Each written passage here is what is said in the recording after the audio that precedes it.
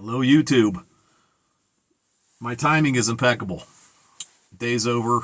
I'm out in a truck to do a video, and the sun is going down, and the temp is plummeting. I'm a glutton for punishment. But I want to knock a video out for you guys today. It's going to be Your Shit Hit the Fan Rifle Part 2. Today, we're going to talk about platforms. All right?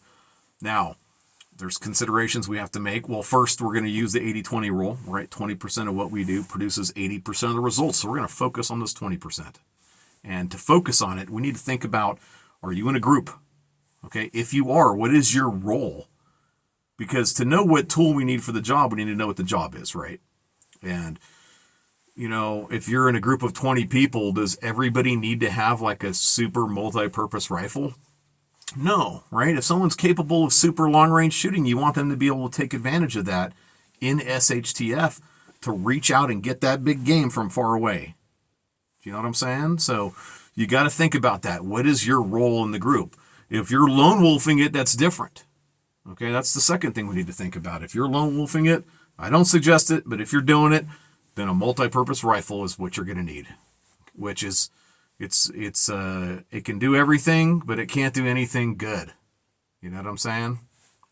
The third thing we need to think about is, are you going to have to deal with a lot of people? All right, because that's really going to push you directly towards semi-automatic platforms, you know, which is probably the best way to go. You guys have seen the area out here kind of a little bit.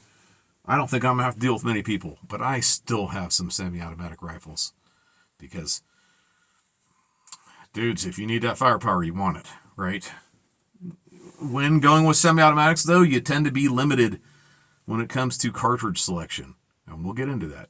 So let's talk about semi-automatics real quick. We're going to talk about AR-15s, AR-10s, M1As, AKs, SKSs, and the Ruger Ranch rifles. All right, these are all super common platforms. There's tons of other ones out there, dudes. It would be like a 100-hour-long video for me to cover everything, all right? And I don't even know enough to talk about everything. I don't know everything. So we're going to talk about those ones, all right? When it comes to accuracy, AR-15s, AR-10s, and the M1As are known for it. They're known for being accurate platforms, okay? Well, like always, you need to make sure you're buying from a manufacturer that produces a good quality rifle, because you can buy an AR-15 that's going to shoot like shit. It can happen to you, all right? So make sure you do your research there. AKs have a bad reputation for accuracy. I don't feel that that is entirely deserved. The tolerances are looser. I don't think that they're going to be as accurate as AR-15s and as the other three, generally speaking. I have one that's very accurate. It'll shoot a 1-inch group at 70 yards, no problem, with iron sights. And usually when people are talking about how AKs are not accurate, it's because the sight radius is very short. They don't have a good sight radius, dudes, and so that definitely impacts the ability of them to be accurate. But if you add a correctly mounted optic, that can change. So if you're shooting 4-inch groups at 100 yards with your AK, it might be time to think about mounting an optic. All right. SKSs are fairly accurate, and the Ruger Mini Ranches are so-so. I don't think that they're all that accurate in my own personal experience. They're probably just about as good as many AKs when it comes to accuracy. And that's even with a longer sight radius. You know, I heard that Ruger is making them with a heavier barrel these days, so I haven't shot any of those. I don't know if those are any better. Comments if you have, and you know they're better. All right, let's hear it. And dudes, lots of comments on this video.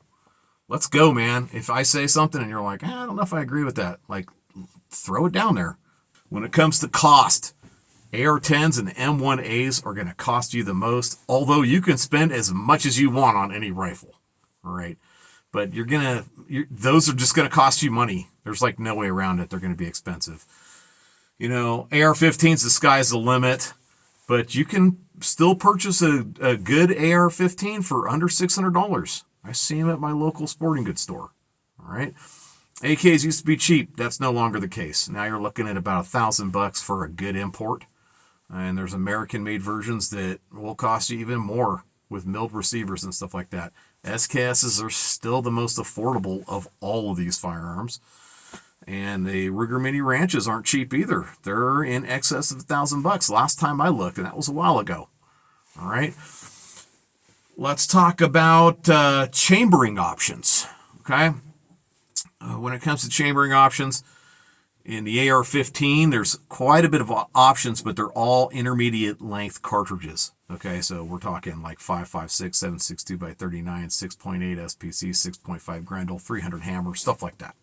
All right. AR-10s are, I don't know if they make them in, I think they're all short action length rifle cartridges. So 308s, 243s, you know, that kind of stuff. I'm sure they're making them in 6.5 Grendel these days. You know, the M1As are chambered in 308. All right. So if you need to really be able to reach out there and touch something with one of these semi-automatic platforms, you're really looking at an M1A, an AR-10, or an AR-15 in like a 6.5 Grendel. Okay. Or one of the other intermediate cartridges that can get out there and do the job at extended ranges. When we start looking at the Ruger Ranch rifles, those are limited to 223 and 7.62 by 39. And SKS is 7.62 by 39. A lot of AKs, most AKs probably 7.62 by 39, which is fairly limiting, right, dudes? It's a 200-yard gun when it comes to engaging humans that are moving and shooting back at you. And when it comes to deer hunting, you're looking at 300 yards. I mean, 400 if you're really good and you know what you're doing. And probably not in a semi-automatic platform like those. You know, they're neither of them are, like I was saying, they're none of those three rifles have great accuracy. The Ruger Mini 30s, not great accuracy in my opinion. SKS is the best probably of the three. And AKs is, it kind of depends on which one you have. Like obviously mine shoots pretty good, you know, but there's plenty of them that aren't great unless you put an optic on them. They definitely get better with an optic, dudes. All right. And we're going to cover optics in the next video. Let's talk about reliability. All right. This is a big deal. And first I want you guys to think about this, because a lot of people have never thought about this. In this modern world that we live in, you have all the gun oil you want. You can buy freaking spray cans, CLP, and just be like, you know, or whatever kind of high-speed lubricant you want to use. Well, when the shit hits the fan, that could very well end for you. All right? So I want you to think about something, because my personal experience, and I know there's all kinds of YouTube videos out there, and I've watched a lot of them. And dudes, I'm going to tell you what, I think that the testers are biased when the way they've tested AR-15s versus AKs. I think they've picked particular tests that they knew was going to favor one rifle over the other. And I will tell you guys straight up, like, I have an AK, and I love AR-15s. I would buy one tomorrow if I had the money. Okay, I've spent tens of thousands of rounds downrange in AR-15s. Okay, I don't have one right now, but there's a lot of stuff I really love about that platform. Reliability is not one of them, though, and I could say that without holding a bias towards AKs. Right? I don't have a bias towards AKs. AKs have their place, and there's stuff that they suck at, like I was just talking about, the chambering options. You know, 7.60 by 39. It's just 5.56 is better if you got to get out there and touch something from freaking 300 to 500 yards, man. It's a way better option, you know. And then all the other chambering options in AR-15s. So this is not a conversation of like AR-15 versus AK. It's a conversation of, if the shit hits the fan and you don't have lubrication, can you keep your AR-15 running? You know, are you going to be, you might find yourself rendering dog fat in a frickin' pie pan so you can rub it inside your AR-15 to try and keep that baby up and running. All right, what are you going to do when the temps get cold enough that fat is now solid? All right, what are you going to do? I mean, this could happen. Okay, so I want you to think about that, and I want you to be realistic with yourself regarding what kind of reliability you can expect to have. All right. Now, I think we can move from here into manually operated firearms. It's probably a good place to switch it over. Bolt action rifles. Let's talk about them. Okay. What are the advantages of bolt action rifles in shit hit the fan? Well, there actually are some. One of them is reliability. You're manually operating it. Dudes, they don't even need to be lubed up. It's gonna freaking cycle because you're doing it. All right. So extremely reliable. They don't have any moving parts. So there's not a lot of shit that can break on them. Extremely simple to clean. And dudes, have you ever been in a situation where you're constantly outside and sleeping with a rifle system?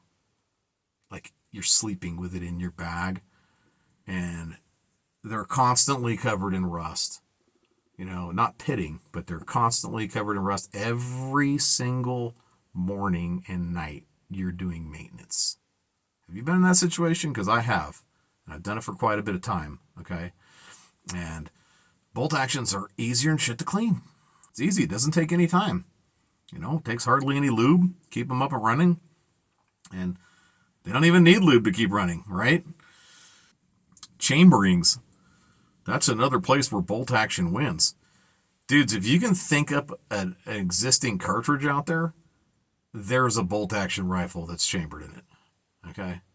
So you can chamber them in all kinds of crazy stuff. So you have tons and tons and tons of options there. There's also bolt actions that will take external magazines. I have one, Ruger American Ranch, which is fun. It's a lot quicker to reload than doing it with an internal mag. And it holds quite a bit more rounds, right? They're not very modular. They're pretty basic and straightforward, right, dudes? You're looking at getting one that might have iron sights or probably won't, and it's probably going to have a drilled and tapped receiver. Freaking should, right?